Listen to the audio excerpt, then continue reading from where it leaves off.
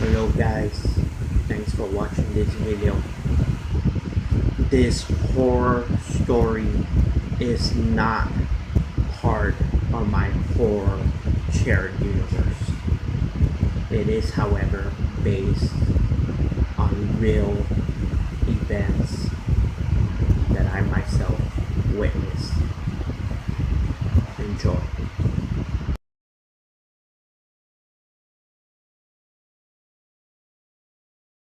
I will be changing some of the names of those involved to protect their identity. 3 years ago, when my girlfriend and I just started living together, we experienced some creepy things on our first home. We started moving into this small trailer camper. It was located behind the landlord's house. It was very tiny with a sink and a small refrigerator, no stove, and just one bedroom with an air unit. The bedroom had no door. The world's smallest restroom, also with no door to shut, no cable or internet. We watched DVDs on my Xbox. The lady we paid the money to looked older than my mom, so I'm guessing she was in her 70s. Her husband was blind. Anyways, as we were moving in, my uncle passed away. His passing has nothing to do with the creepiness of this story. I only mention it because on our second night living in this camper, I returned home from my uncle's funeral around 10:30 p.m. and my girlfriend is freaking out. An hour before I got home, she was in the bedroom and heard the camper door open and looked across the hall, and she saw a man standing in the kitchen. When she turned the light on, no one was there. I hadn't seen her so scared as she told the story. An hour after I was home, she finally fell to sleep. I was still sad about my uncle passing, so it took me a few more hours to fall asleep. The next morning when I awoke, my girlfriend asked me if I had peed myself. I told her no, and obviously not, because the shorts I had slept with weren't wet. She showed me the blanket had a wet spot.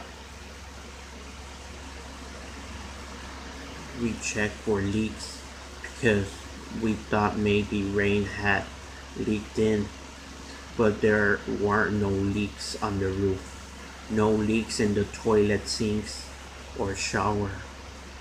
Up to this day, we don't know what happened. At night, the storm, as had all other nights before. My girlfriend was sleeping, but I couldn't sleep due to the loud storm and shaking of the camper. Every thunder made me jump. I finally moved to the kitchen and sat on a small bench across the front of the door. I used my girlfriend's flip phone to message one of my sisters, Dory, on Facebook and share memories of our late uncle. Time passed and it was after 2 a.m. I connected the phone to charge and was thinking about trying to sleep. My girlfriend woke up and we ate tacos that were left over. We stood up to make our way to the bedroom. A knock at the door. It was closer to 3 by now. Who'd be knocking at this late, especially in the rain? I opened the door and no one was there. I quickly closed the door so rain wouldn't come in. I locked it and followed my girlfriend to the bedroom in the back. We lay and eventually I fell asleep. The next morning we found some clothing thrown on the restroom floor, wet and covered in powdered soap. We only had liquid soap. The morning after, we found my shoes with mud on front of the door, her shoes in the shower and soaking wet. That afternoon, we decided to visit one of my sisters, Daphne, in San Antonio, just 4 hours away. We returned 8 days later. When getting back home, we noticed my blanket forming a ball on the middle of the kitchen. I picked it up. It had a large wet spot in the center and stains of powdered soap. I dropped it. Also, the light in the bedroom suddenly didn't work. The cabinets in the bedroom were all open, but nothing missing. However, her old purse was on the floor, and some napkins thrown around the room. Towels in the restroom were on the sink, but surprisingly not wet. We decided to walk 8 blocks to Dory, my sister's house. That night, we moved our things out of the camper and never returned.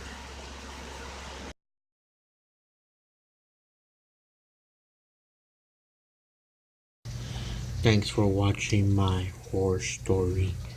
Hope you enjoy.